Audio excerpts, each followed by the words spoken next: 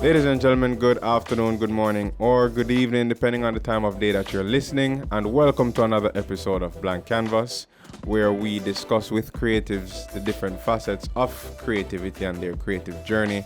And today I have with me Mr. Sheldon Whyte, creative entrepreneur and sponsorship director for the Indigo Creative Conference. Most of you should have heard about it. Most of you should have actually participated in the conference, and if you haven't, definitely mark it on your calendars for something to look out for 2022. But Sheldon, welcome. Greetings, everybody. I hope you're good.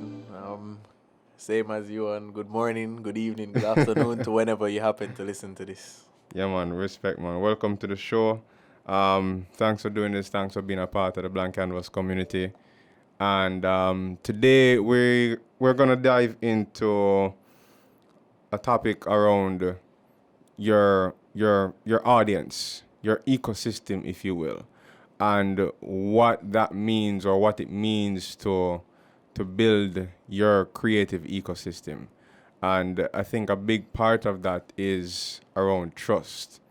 A lot of millennials, a lot of younger persons who are building their space, whether it be in creative, whatever creative field it is, there's this urgency to reach to success. But the trust factor takes time, and persons have to understand that building trust, building your audience, is something that you have to cultivate and you have to nurture and you have to be very delicate with it.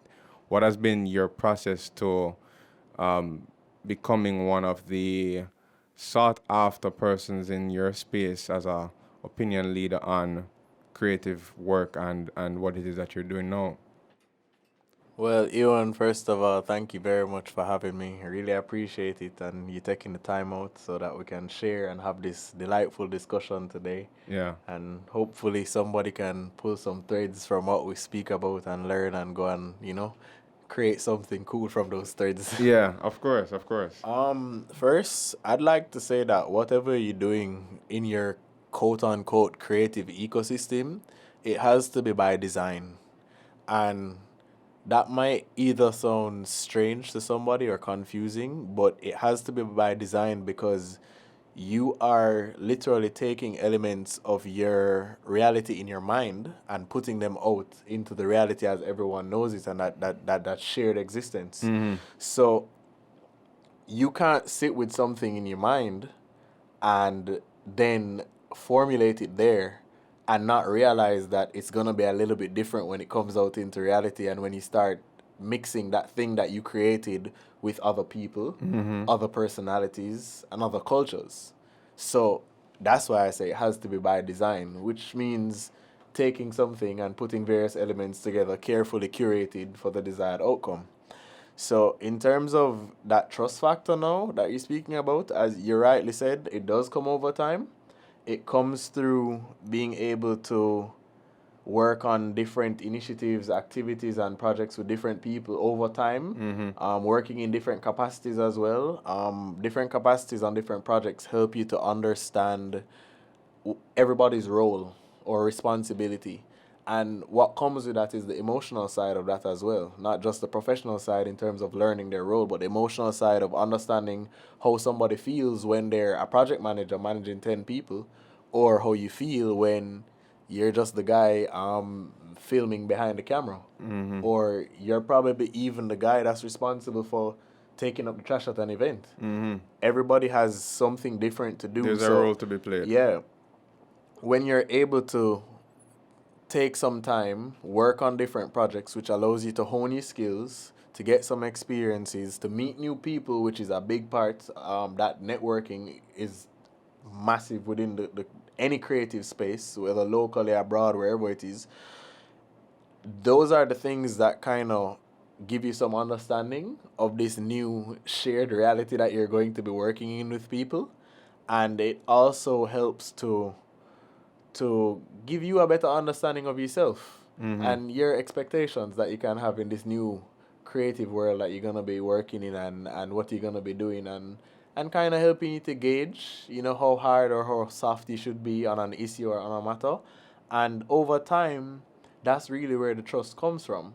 It's getting to know yourself, getting to see yourself in different environments, seeing how you react or respond to different, I call them stimuli, and the stimuli in this case is different people or projects or whatever it is. And those are the things that you have to take the time out to do to build trust, because even if you have a great idea on your own and you're gunning and ready to go because you sat down in a silo and you developed it, it's going to be interpreted, consumed, and interacted with Differently. by different people. Right. And that's going to be different. So Right. you have to kind of exercise some thinking from beforehand to realize that. Yeah. And there's no anticipation that you can prepare for how people will react. Right, right. What has been some of your experiences working and cultivating teams? Because you speak about those shared experiences, and again, being a part of an ecosystem means that you consistently collaborate with people on a day-to-day basis, and it is proven that one of the most difficult things for humans to do is to work with other people. Uh, it's a challenge because there's a whole heap of times when somebody say, I can't bother with that man there, or I can't bother deal with. But it is a necessary part of the cycle in understanding yourself, understanding that functionality that you spoke to, and understanding the functionality of your teammates. So how has that been for you, working in a team and building out even a collaborative effort such as Indigo?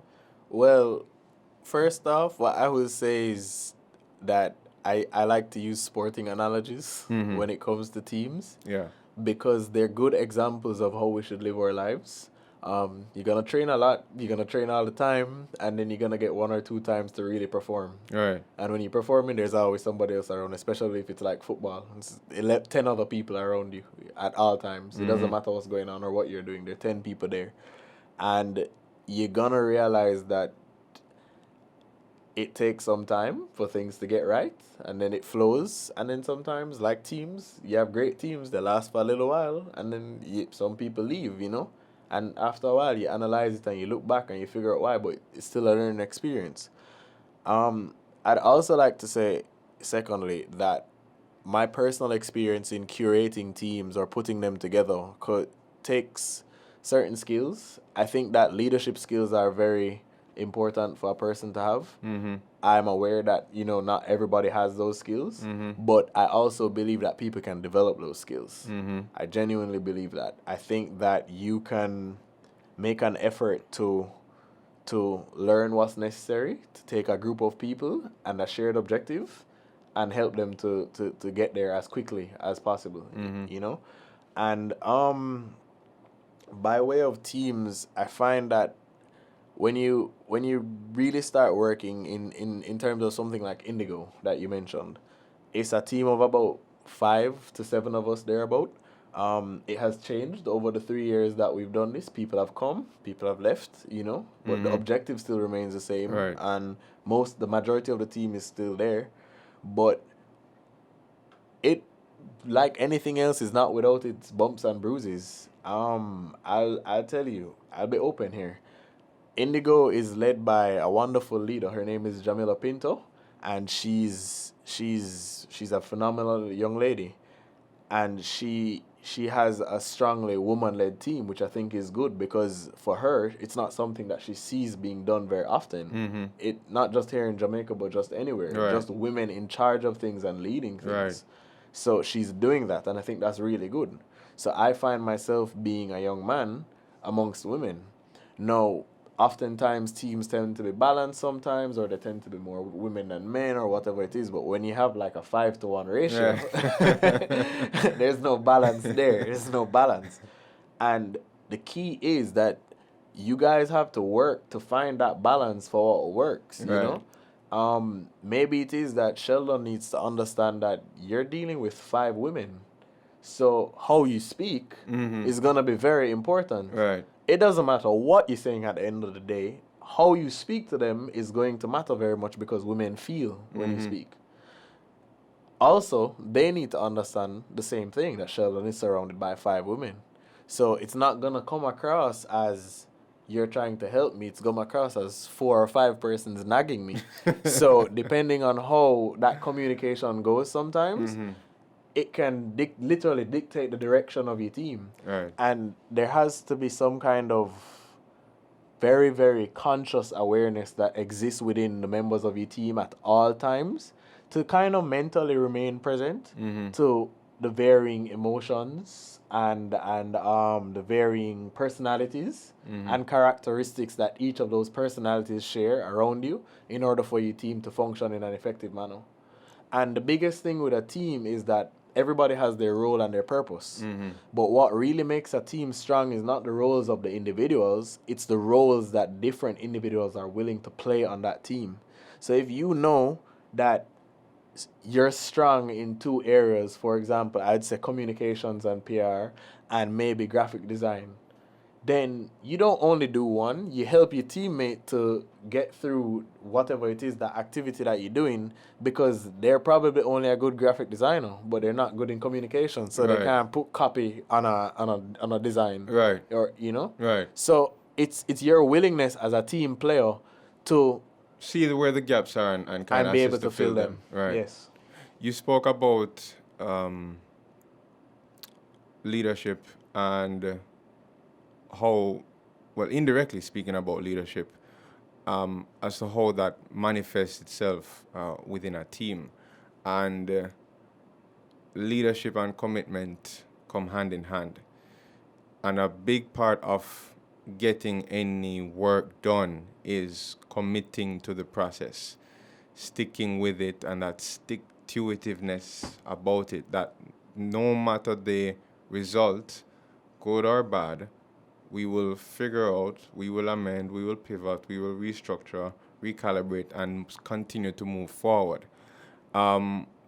What has some of the just generally, what are some of the things that you have learned about being a leader within your own space, whether you're on a team or inside or working on some of your own projects? That's a solid one, but the truth is that you learn that there's just going to have to be somebody whose eyes are always on the ball. That person always has to be looking forward to what's next, and how we're going to do whatever it is that's next, and when we're going to do it. And when everybody is so bogged down with their various areas, whether a sales team or a marketing team or a design team or a set design or whatever it is, there has to be somebody that is helping all of those teams or persons to know what direction to go in. The connector. Yeah. Yeah. And you talk about stick-to-itiveness. Yeah. Forgive me, but you talk about that and that commitment. That's why it's best that these things are born out of passion. Because passion is the thing that, it's like endless fuel that's within it. It's your spirit. It's not like a spirit for a car that you drink that ends or gas for a car. Yeah. It's you. It's who you are. It's your individuality as a person. The world, I say to people that the world will roll in ecstasy at your feet if you let it. It's about how well you can do your thing. When you come up with an idea which is born out of something that you're truly passionate about, then you want to see it evolve. You want to see it blossom. You want to see it grow. It's like a child that has boundless potential that you can continue to manage, not manipulate, but watch it grow, shape its growth. Your idea is pretty much like that when you're doing whatever business or whatever it is, service, whatever it is that you're doing. That's usually where the best place for your idea to come from, and helping you guys, they reverse engineer what it is that you want so that you can get the desired outcome. When your idea is born out of something like that, then you're constantly focused on that potential. You're constantly trying to decide what's next, because you're seeing it at all angles. So you have to be the person that has decided to be committed to the cause and committed to whatever shared objective that your group has. And you also have to be willing to improve yourself. That's actually a big part of it that Yeah. I think most people don't understand about leadership. Mm-hmm. It's not this thing where you're a great leader and you stay stagnant and it just goes. Right. Whatever you do is changing. The relationship that you had with a business when you just started out with 5 customers completely changes when you have 100 customers. So you can't act and work the same way you were acting with 5 customers like you do with 100.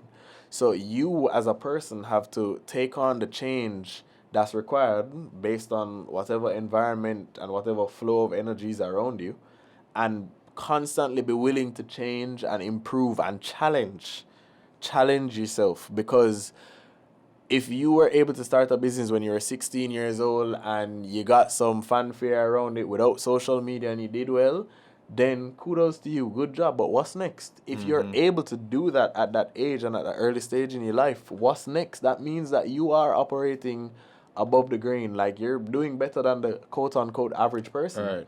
So what's next for you? So you have to be willing to see that challenge within yourself and be like, I'm able to do great things a lot easier than the average person.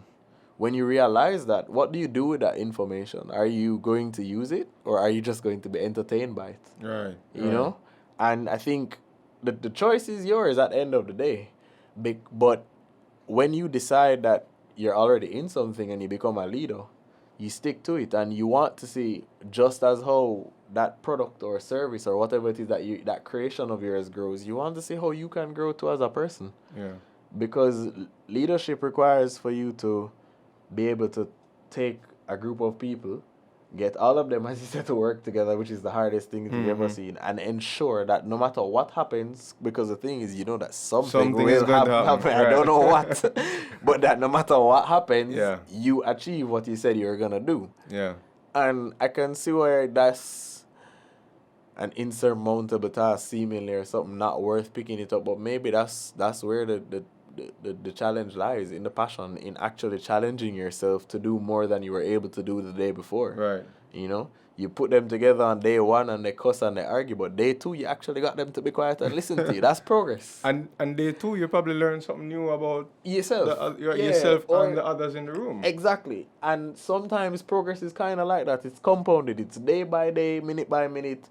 And being a leader, you're going to have to be aware of all of these things all at once. Mm-hmm. And it sounds difficult, and it is, no doubt about it, but it's just raising your level of consciousness to be aware of what's going on going on around you and where you need to go after that.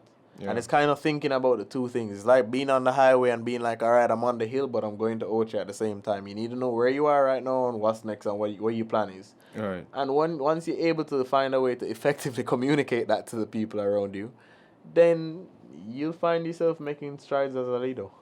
You said, you mentioned we all have a choice.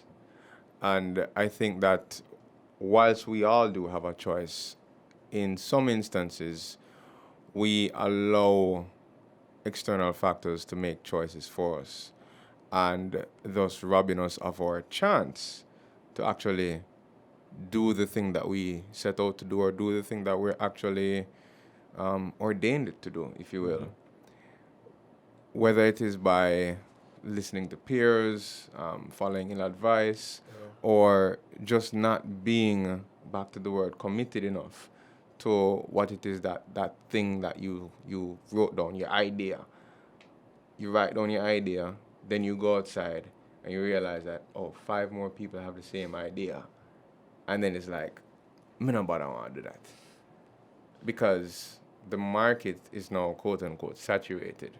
You know, there are other persons with a shop, you know, but how do you differentiate your shop should be the question. Not, me not go bother build my shop because I go outside and I see 5 more shop down the road.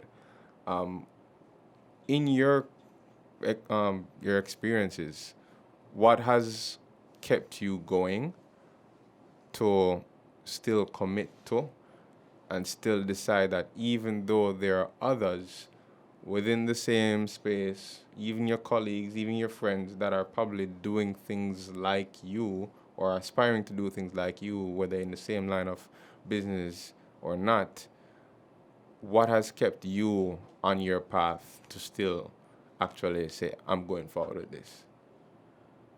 Well, for me personally, it's more about legacy.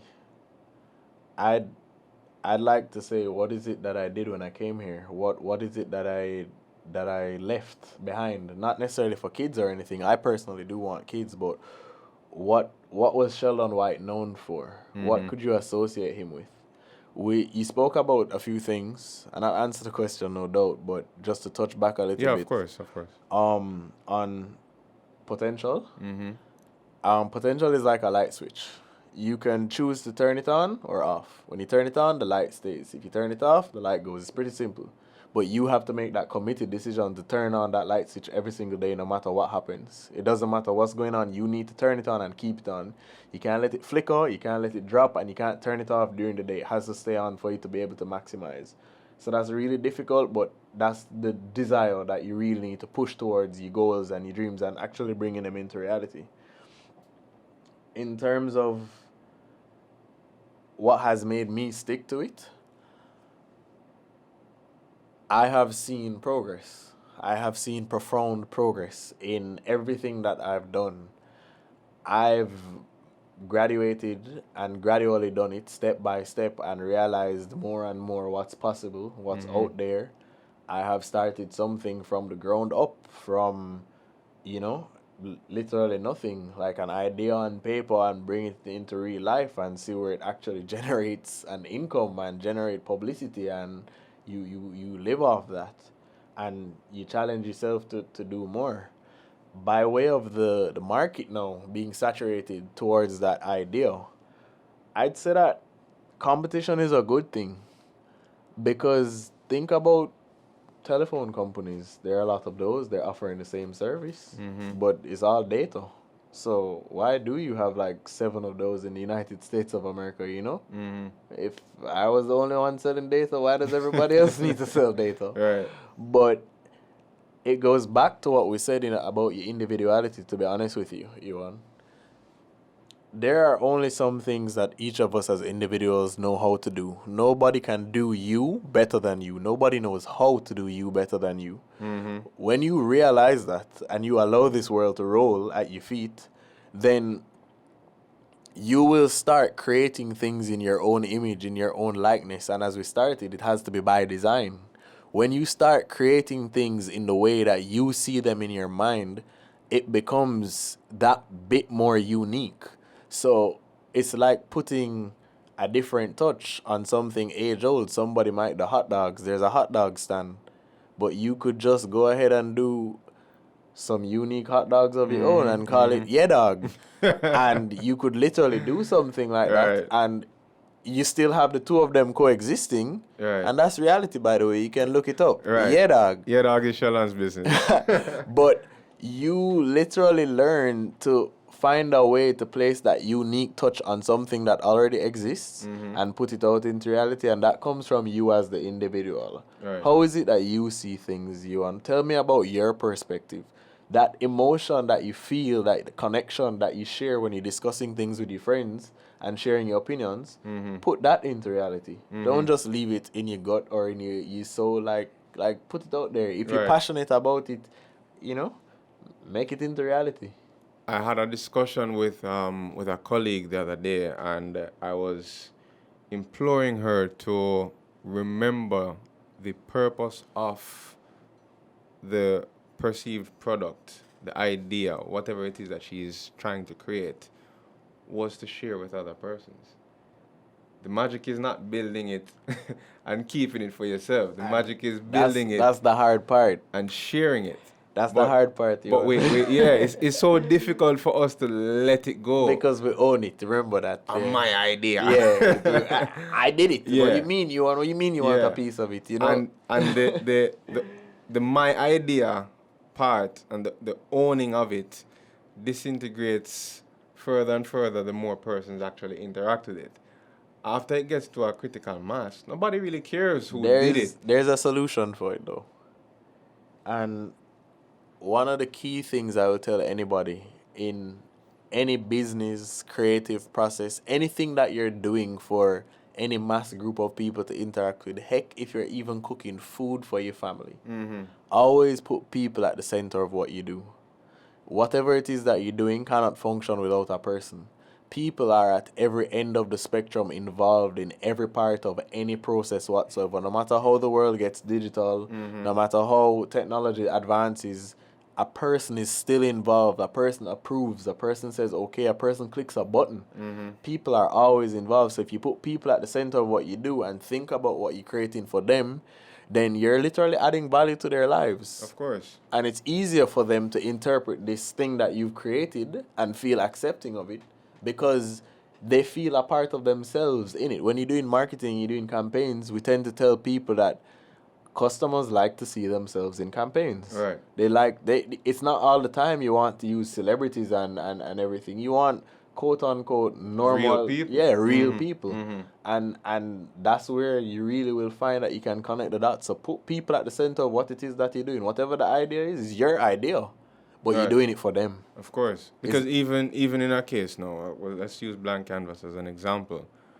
I have no clue as to who is listening, how many persons this is reaching, but I am positive that the same notion that you just expressed, doing it with people in mind, was the cusp of the creation, was the idea that put it forward into launch to say, hey, look, maybe if we actually sat down and talk about how we feel about certain things, how it is that our processes come to life, how it is that we can actually share and build on ideas and collaborate even in conversation to get somebody else going, that is a plus for me because I've appreciated conversations through third-party references likewise, like whether it be other podcasts or just listening to some speech or something, or just even getting information from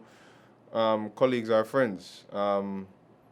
It's always been with this gratitude that I was able to hear a difference in opinion, and actually take what I will and say, yeah, I can use this. So I actually love the point that you made about how persons actually see themselves through the idea. And that's something that I really wish, we would, especially our age group, we would really take into consideration. When you say, who are you talking about, you? Age group not that far off, dog. I know you're younger than me, but still. Man, up me sound old.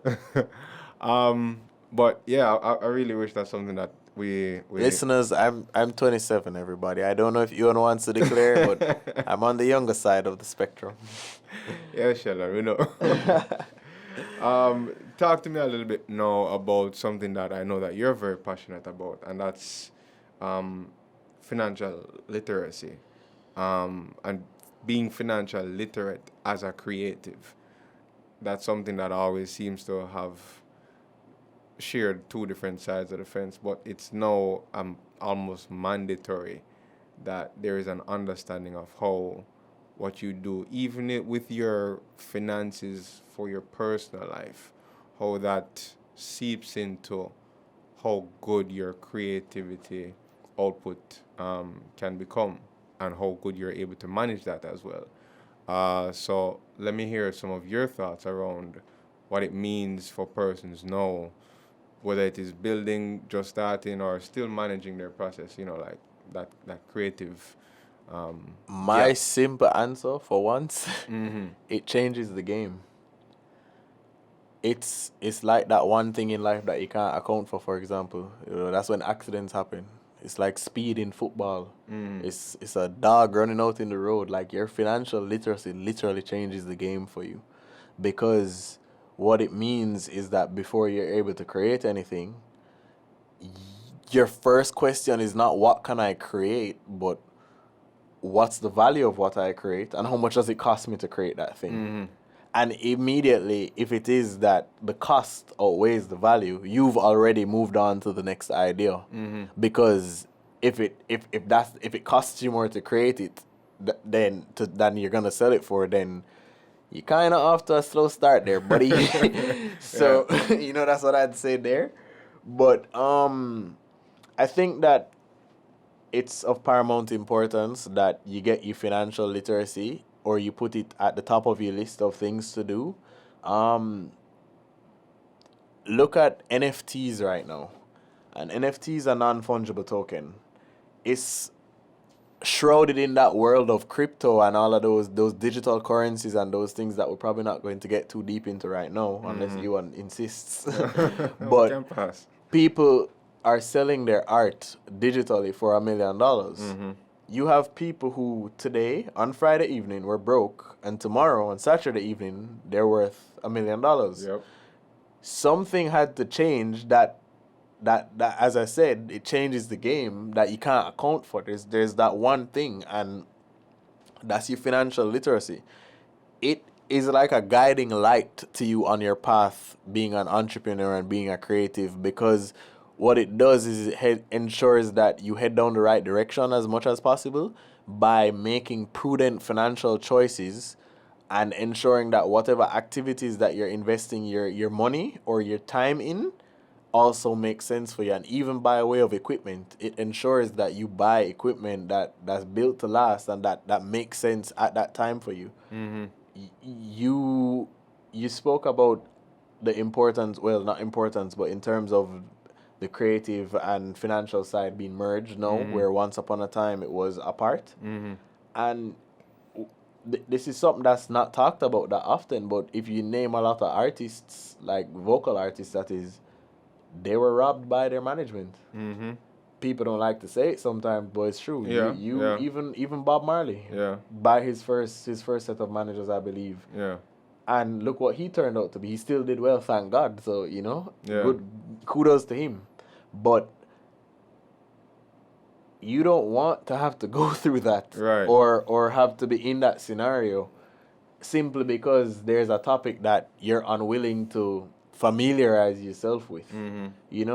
It's a part of the game now. It's a part of what needs to be done. You're gonna be a creative, cool, no problem. You can paint, you can write, you can draw. That's awesome. We love that.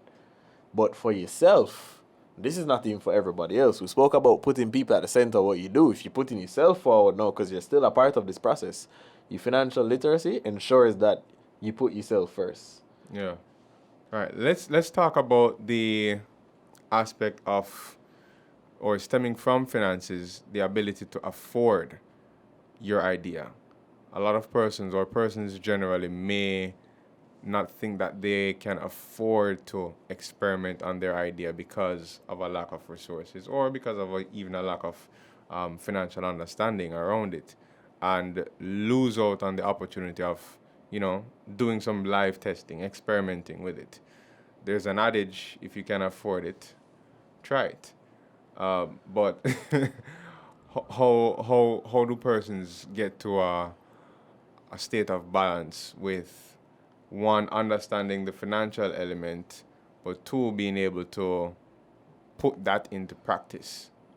Well, first of all, it comes with understanding words like adage. Right. If you can understand how to use those words, then maybe you can answer anyone's questions. So that's the first thing I'd say. But in truth, it is a tricky situation that you're in, really and truly. It really is. Because you have this wonderful idea. It costs gazillions. It doesn't even matter what it is. It's always gonna be gazillions because you don't have it. Right. So it's always a lot, and you're trying to figure out that balance, the best way between bringing the idea to life and not going completely broke. What I will say is, that's why partnership, in my opinion, this is not financial advice, anybody, but this is my personal opinion. Partnership is very important because when Ewan has one and Sheldon has one, that always equals two. Yeah. So you can share the idea and be willing to give away some of the cost to do it. Yeah. And that also helps. You lose a bit of the idea sometimes, but that person could bring an idea that's equally good to you. Or maybe they don't care for your idea at all. Maybe they actually have all the money that you want. They just like it and just want to see it come to life just as much as you. But whereas they're focused on the financial gain and you're focused on the creative output, you find that that actually works. So there are different ways that you can go about it. There are different ways that you can go about trying to strike that balance. Creating directly from your own and out of oneself is very difficult, especially if you have to sustain yourself as well while doing that, meaning living on your own, etc. I think that's really where the challenge is. If you're able to be in a space where you're around maybe your parents or somebody that's able to take care of you or some of your bills, it's a bit easier. But on your own, doing both is really hard, especially if it's a case or whatever you create when you make the money from it. Goes back into the Yeah. living expenses. But from my experience and in the best way, I'd say shoot your shot, because we're now at a stage, things have moved so quickly and have developed and progressed so much, evolved basically, that if people can't even see what it is that you're talking about or have an idea of the product or even interact with it, then it's just an idea in your head.